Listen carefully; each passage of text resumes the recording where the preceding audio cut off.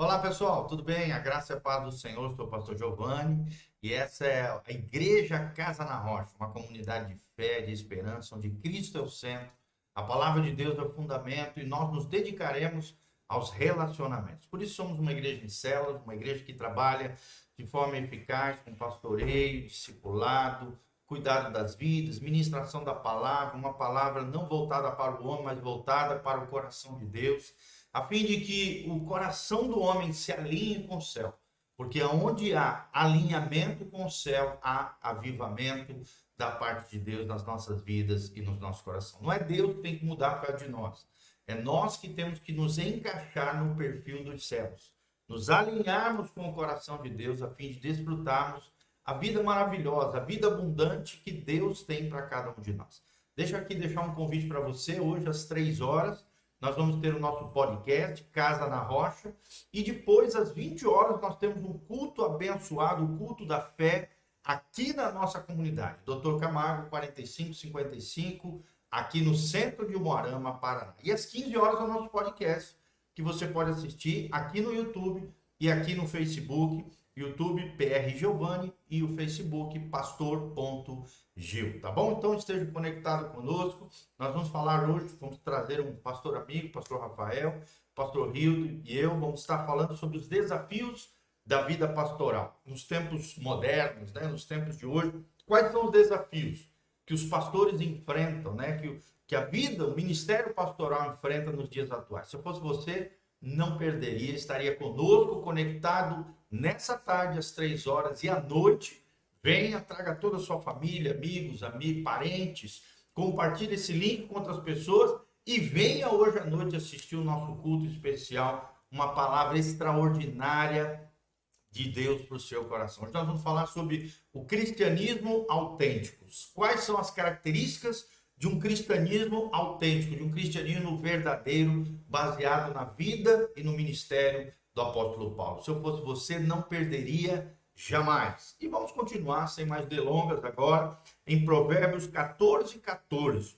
O texto sagrado nos diz: o que no seu coração comete deslize, se enfada dos seus caminhos, mas o homem bom fica satisfeito com o seu proceder. Olha só que coisa tremenda.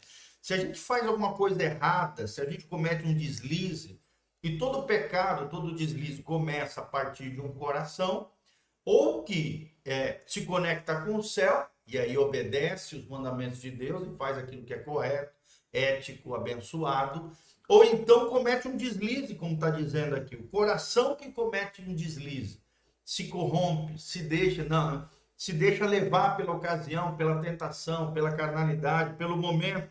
Um coração que comete deslize, pecado, erros, falhas, às vezes não é nem um pecado, mas é um embaraço na sua vida, se enfada dos seus caminhos, ou seja, nunca será realizado, nunca adquirirá uma satisfação plena, uma vida de felicidade, se eu viver cometendo deslizes no meu coração.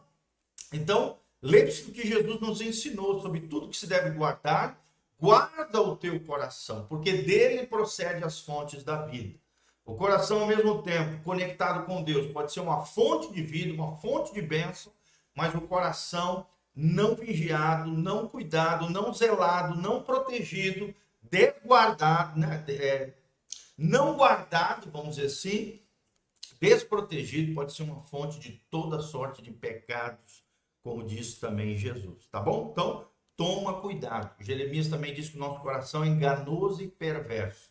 Não permita que no seu coração haja deslize, desvio, corrupção. A palavra integridade significa inteiro, completo, pleno. Alguém incapaz de permitir um desvio, um deslize no coração, como diz aqui.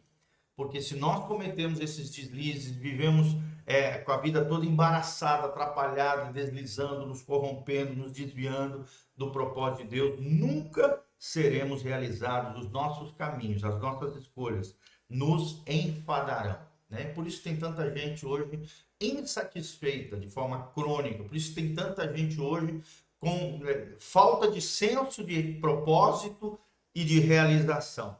Mas o contrário disso, o contraponto, que sempre é colocado aqui em Provérbios, diz do homem bom. a palavra de Deus diz, mas o homem bom fica satisfeito com o seu proceder. Quando você faz aquilo que é correto, honesto, sincero, ético, abençoado, segundo os preceitos da palavra de Deus, automaticamente o homem bom se torna satisfeito. A mulher boa aqui, não no sentido de salvação, porque ninguém é bom o suficiente para se salvar, mas no sentido da boa conduta, do bom viver, das boas escolhas, das boas decisões com relação às contingências, às possibilidades que a vida nos impõe. Se fizermos escolhas corretas, com sabedoria, com vigilância, com prudência, tomarmos cuidado com o nosso proceder, a Bíblia diz que teremos satisfação, senso de realização, de propósito, de gratidão diante de Deus. Versículo 15 diz o seguinte: o simples dá crédito a cada palavra, mas o prudente atenta para os seus passos. Olha só, a pessoa às vezes que é muito singela demais, não no sentido pejorativo da palavra, mas no sentido de inocente demais, simples demais, sem conhecimento, sem discernimento, sem tato para a vida. A pessoa simples dá crédito a cada palavra, acredita em todo mundo e acaba sendo enrolado, enganado, porque falta discernimento no seu interior. Mas o prudente, que é o contraponto, é o outro lado, o homem sábio, entendido, inteligente, prudente, atenta para os seus passos. Ou seja, ele presta atenção tanto nos próprios passos, ou seja, por a direção da qual a vida dele está caminhando, como também atenta para os passos dos outros. Ele observa. Ele não dá crédito a todo mundo, ele observa a vida, ele caminha do lado para saber se aquela pessoa e aquilo que ela está falando tem credibilidade na praça, é passível de realmente dar crédito. Então, tenha inteligência, tenha discernimento, seja prudente e não singelo, simples, inocente, lesado pelos outros, enganado pelos outros. Não. Seja prudente, tenha discernimento e sabedoria. Por isso que é tão importante nós lermos a Bíblia, porque através da Bíblia Sagrada nós vamos descobrindo os tinos, né? As capacidades, a percepção, as percepções, o discernimento para fazermos escolhas sábias com relação à vida. 16. O sábio teme e desvia-se do mal, mas o tolo se encoleriza e dá-se por seguro. Olha só, o tolo é aquele que não pensa, o insensato, que não usa da sensatez, da prudência, da capacidade cognitiva, da inteligência. Ele é tolo, ele se deixa levar pelas emoções, pelos sentimentos, é um desgovernado, por isso ele se encoleriza. O que é encolerizar? É ficar irado, né? Destrambelhado, descabeçado, se deixar levar pelo momento, pelas emoções, e aí vai fazer besteira. Mesmo ele se dando o cubro seguro, né? Achando que vai dar conta do negócio, às vezes ele pode ser morto, por exemplo, por alguém, né? A gente sabe pela vida, às vezes você acha que você pode se explodir, se irar, meter a boca em todo mundo, né? Desafiar os outros, de repente você acha uma pessoa mais doida que você e acaba morrendo com um tiro na cabeça, porque acha que está acima do bem e do mal, acha que é melhor do que todo mundo e que pode tudo contra todos. Essa é a atitude do tolo, do imprudente, do insensato.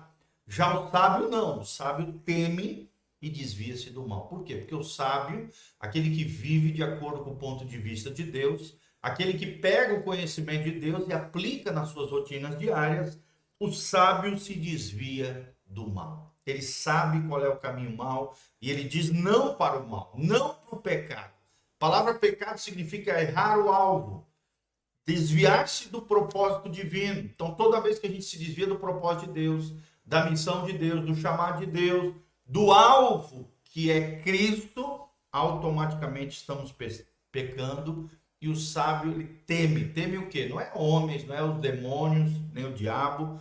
O sábio teme as consequências nefastas, terríveis do próprio mal. Porque quem semeia na carne colherá a corrupção.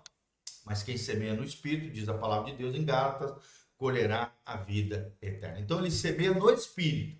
Ele teme as consequências terríveis do mal. E lembre-se, todo pecado é de ordem pessoal e intransferível. Você não pode transferir para os outros o seu pecado. e ele é seu, ele é pessoal, não é coletivo.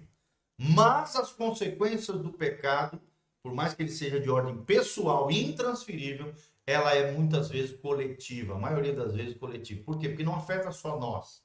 Por exemplo, se estamos numa igreja, numa comunidade, afeta todo o corpo de Cristo. Se um membro sofre, Paulo fala, todo o corpo sofre com ele. Porque todos os membros são importantes no corpo de Cristo. Se um perece, um sofre, todos são afetados com aquilo. Então, lembre-se, o seu pecado não afeta só você. Afeta todas as pessoas que são ligadas a você, espiritualmente e afetivamente, emocionalmente. Uma atitude tola de um pai destrambelhado com relação às finanças faz com que toda a família seja prejudicada por aquela decisão errada e equivocada. Uma mãe que abandona o lar e a família para viver uma vida de solteira, louca, destrambelhada, abandonando o marido e os filhos, por exemplo, o que não é muito comum, mas às vezes acontece. Isso é trágico, por mais que ela queira viver uma vida, né, ali dentro da sua, querendo curtir a vida e deixando os princípios e valores da família, seu marido, seus filhos. Isso vai trazer consequências terríveis, tanto para aquela mulher, vai envergonhar seus pais, vai afetar o futuro dos filhos, vai destruir o coração do cônjuge, do marido, além de ela mesma se automutilar, se destruir, se esfacelar. Então nós temos que lembrar disso. O sábio teme.